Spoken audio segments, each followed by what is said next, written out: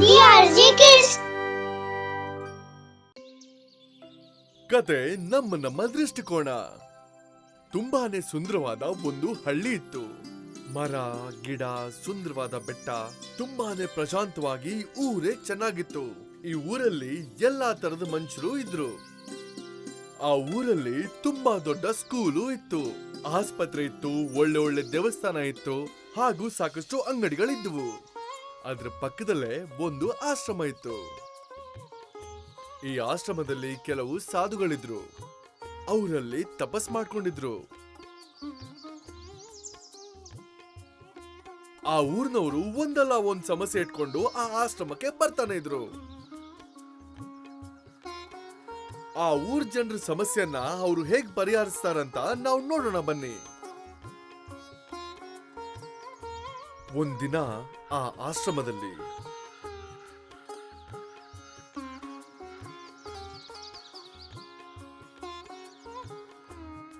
ಎಂದಿನಂತೆ ಇವತ್ತು ಅಲ್ಲಿ ಯಾರೋ ಸಮಸ್ಯೆ ತಗೊಂಡ್ ಬಂದಿದ್ರು. ಆಶ್ರಮದ ಗುರುಗಳ ಹತ್ರ ಪರಿಹಾರ ಕೇಳಕ್ ಬಂದಿದ್ರು.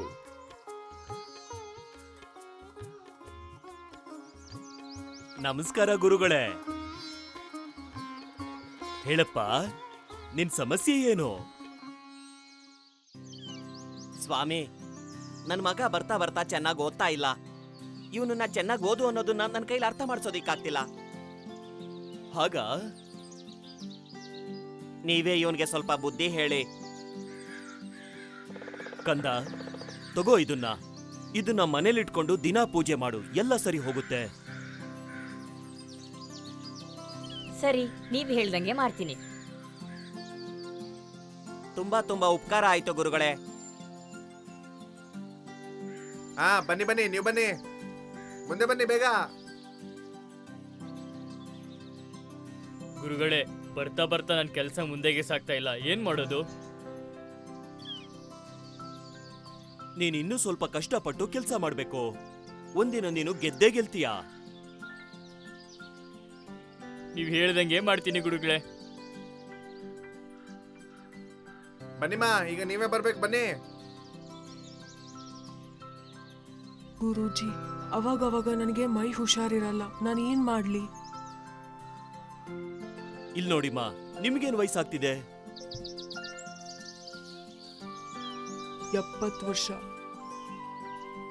ನೀವ್ ಯಾವಾಗ್ಲೂ ದೇವ್ರ ಸ್ಮರಣೆ ಮಾಡಿದ್ರೆ ಎಲ್ಲ ಸರಿ ಹೋಗುತ್ತೆ. ಧನ್ಯವಾದ ಗುರೂಜಿ.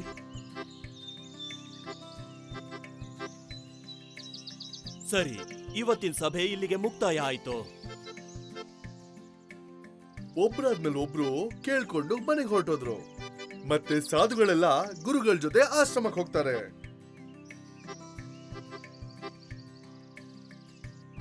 ಬನ್ನಿ ಗುರುಗಳೇ, ಹೋಗಿ ಕೈಕಾಲು ತೊಳ್ಕೊಂಡು ಬನ್ನಿ, ಊಟ ಮಾಡೋಣ. ನನಗೆ ಸ್ವಲ್ಪ ನೀರ್ ತಗೊಂಡ್ ಬಂದ್ ಕೊಡ್ತೀರಾ? ತಗೊಳ್ಳಿ ಗುರುಗಳೇ, ತಗೊಳ್ಳಿ. ಗುರುಗಳು ಕೈ ಕಾಲನ್ನ ತೊಳಿತಾರೆ. ಆಮೇಲೆ ಎಲ್ರು ಸೇರ್ಕೊಂಡು ಊಟ ಮಾಡ್ತಾರೆ. ಅದಾದ್ಮೇಲೆ ಸ್ವಲ್ಪ ಹೊತ್ತು ವಿಶ್ರಾಂತಿ ತಗೋತಾರೆ. ಆವಾಗ ಅಲ್ಲೊಬ್ರು ಬರ್ತಾರೆ. ಅವ್ರು ಗುರುಗಳ ಹತ್ರ ಏನ್ ಕೇಳ್ತಾರಂದ್ರೆ, ಗುರುಗಳೇ, ನನ್ಗೊಂದ್ ವಿಷಯ ಹೇಳಿ, ಇಲ್ಲಿರೋರೆಲ್ಲ ಎಂತವ್ರು? ಹೌದು, ಏನ್ ಪ್ರಶ್ನೆ ಅದು?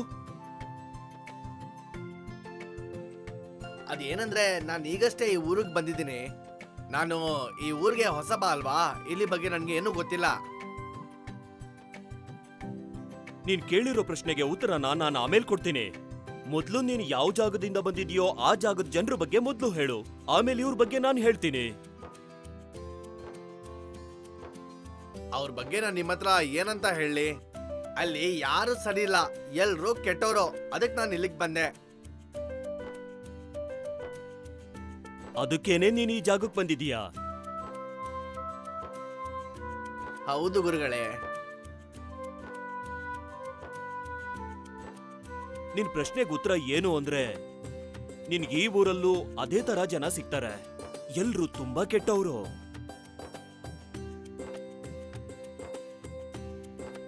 ಧನ್ಯವಾದಗಳು ಗುರುಗಳೇ. ನಿಮ್ ಪ್ರಶ್ನೆಗೆ ಸರಿಯಾದ ಉತ್ತರ ಸಿಕ್ತಾ ಅಥವಾ ಇನ್ನೂ ಕೇಳ್ಬೇಕಾ ಏನಾದ್ರು? ಇಲ್ಲ ಧನ್ಯವಾದಗಳು. ಆ ಊರಿನ ಆಶ್ರಮದಲ್ಲಿ ಒಂದಿನ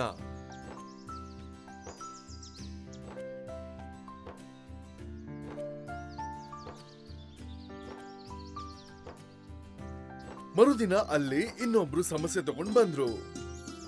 ಅಲ್ಲಿ ಎಲ್ಲ ಸಮಸ್ಯೆ ಇಟ್ಕೊಂಡ್ ಬರ್ತಾರೆ, ಆದ್ರೆ ಹೋಗ್ಬೇಕಾದ್ರೆ ಪರಿಹಾರದೊಂದಿಗೆ ಸಂತೋಷವಾಗಿ ಹೋಗ್ತಾರೆ.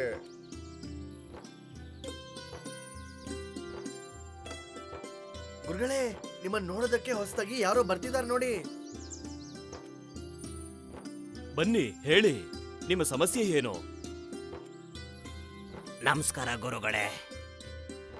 ನಮಸ್ಕಾರ. ಸ್ವಾಮಿ, ನಾನು ಇವತ್ತೇ ಈ ಜಾಗಕ್ಕೆ ಹೊಸದಾಗಿ ಬಂದಿರೋದು. ನಾನು ಹೊಸಬಾ ಅನ್ನೋ ಕಾರಣಕ್ಕೆ ಈ ಊರ್ ಬಗ್ಗೆ ನನಗೆ ಸರಿಯಾಗಿ ಗೊತ್ತಿಲ್ಲ. ಅದಕ್ಕೆ ಸ್ವಲ್ಪ ನನಗೆ ಮಾಹಿತಿ ಕೊಡ್ತೀರಾ? ಹಾಗಂತೀರಾ? ಅದು ಅಲ್ಲದೆ ನಾನು ಈ ಊರಲ್ಲೇ ಇರಬೇಕು ಅನ್ಕೊಂಡಿದ್ದೀನಿ. ಅದಕ್ಕೆ ಈ ಊರಲ್ಲಿರೋ ಜನರುಗಳ ಬಗ್ಗೆ ತಿಳ್ಕೊಳ್ಳೋದಿಕ್ಕೆ ಆಸೆ ಪಡ್ತಿದ್ದೀನಿ. ನೀನ್ ಕೇಳೋ ಪ್ರಶ್ನೆಗೆ ನಾನು ಖಂಡಿತ ಉತ್ತರ ಕೊಡ್ತೀನಿ. ಆದ್ರೆ ನೀನು ಯಾವ ಜಾಗದಿಂದ ಬಂದಿದ್ಯಾ, ಆ ಜಾಗದ ಜನರುಗಳ ಬಗ್ಗೆ ಸ್ವಲ್ಪ ಹೇಳ್ತೀಯಾ? ಆಮೇಲೆ ನಾನು ಇವ್ರ ಬಗ್ಗೆ ಹೇಳ್ತೀನಿ. ಗುರುಗಳೇ, ನಾನು ಯಾವ ಜಾಗದಿಂದ ಬಂದಿದ್ದೀನೋ ಅಲ್ಲಿನ ಜನಗಳು ತುಂಬಾ ಒಳ್ಳೆಯವರು ಮತ್ತೆ ನಂಬಿಕಸ್ಥರು. ಮತ್ತೆ ಇಲ್ಲಿಗೆ ಯಾಕೆ ಬಂದೆ? ಅಲ್ಲಿಂದ ಬರೋದಿಕ್ ನನ್ಗೆ ಇಷ್ಟನೇ ಇರಲಿಲ್ಲ. ಆದ್ರೆ ನನ್ನ ವ್ಯಾಪಾರದ ಕಾರಣದಿಂದಾಗಿ ನಾನು ಇಲ್ಲಿಗೆ ಬರೋ ಹಂಗಾಯ್ತು. ನೀನೇನು ಭಯ ಪಡ್ಬೇಡ ಕಂದ. ನಿನ್ಗೆ ಇಲ್ಲೂ ಕೂಡ ಒಳ್ಳೆಯವರು ಮತ್ತೆ ನ್ಯಾಯವಂತರು ಸಿಗ್ತಾರೆ.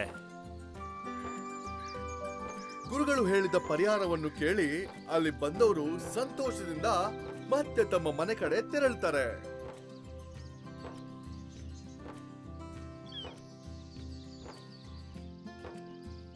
ಗುರುಗಳೇ, ನನ್ಗೆ ಒಂದ್ ವಿಷಯ ಮಾತ್ರ ಅರ್ಥ ಆಗಿಲ್ಲ. ಕೇಳು, ಏನದು? ನಮ್ಮೆಲ್ರಿಗೂ ಅನುಮಾನ ಏನು ಅಂದ್ರೆ, ನೀವ್ ಯಾಕೆ ಇಬ್ಬರಿಗೂ ಬೇರೆ ಬೇರೆ ತರ ಉತ್ತರ ಕೊಟ್ರಿ? ಅದ್ರ ಬಗ್ಗೆ ನಮ್ಗೇನು ಅರ್ಥನೇ ಆಗ್ಲಿಲ್ಲ.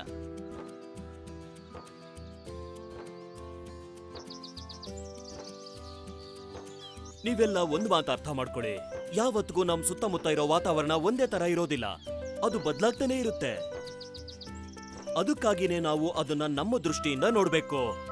ಆಗ ಅದು ನಾವು ಹೇಗಿರ್ತೀವೋ ಅದು ಕೂಡ ಹಾಗೆ ಕಾಣಿಸುತ್ತೆ. ಅರ್ಥ ಆಯ್ತಾ?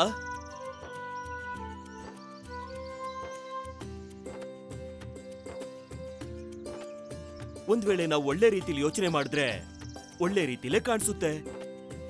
ಒಂದ್ ವೇಳೆ ನಾವು ಕೆಟ್ಟದನ್ನ ನೋಡ್ಬೇಕು ಅಂದ್ರೆ ಅದು ಕೆಟ್ಟದ್ದೇ ಕಾಣಿಸುತ್ತೆ.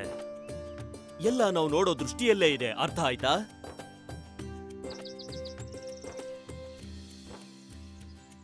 ಯಾರು ಏನ್ ಮಾಡ್ತಾರೋ ಅವ್ರಿಗೆ ಸಿಗೋ ಪ್ರತಿಫಲ ಕೂಡ ಹಾಗೇ ಇರುತ್ತೆ. ಒಬ್ಬೊಬ್ಬರ ದೃಷ್ಟಿ ಕೂಡ ಬದಲಾಗುತ್ತೆ.